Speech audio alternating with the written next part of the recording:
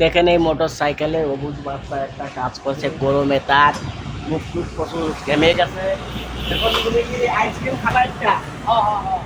হ্যাঁ আচ্ছা, আমি এখন একটা আইসক্রিম খাবো। তার দেখেন গা কি পরিমাণ ঘেমে গেছে, এই বয়ে আসে সে ধরো ঘামা ঘামিয়ে গেছে, অনেক কষ্ট করে রোজগার করেছে, ইনকাম করে তার পরিবারের লোকের কাছে দেয়, এই টাকা দিয়ে তার সংসার চলে।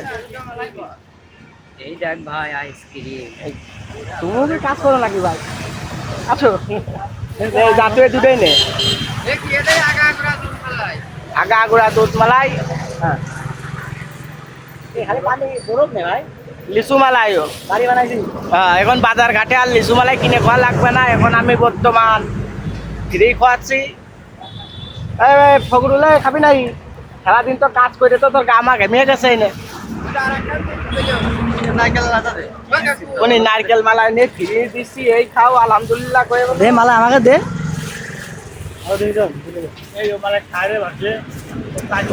এই মালাই আরে মারলেও রে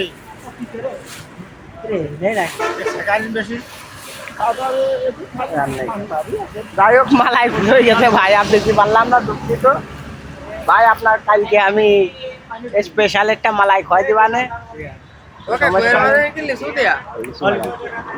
আর সেও ধরো আমার ঘেমে গেছে, তারও আমি কালকে স্পেশাল একটা নারকেলের মালাই খাওয়াবো তোমার। হ্যাঁ